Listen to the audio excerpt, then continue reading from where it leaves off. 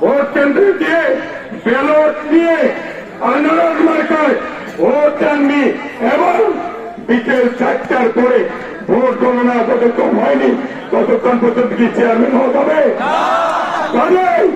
সবাই মিলে যে যত বিভ্রান্ত করো ভোট কেন্দ্রে সবাই যাবেন কিনা বলেন? সবাই যাবেন এবং নিজের পরিবারকেও নিয়ে যাবেন।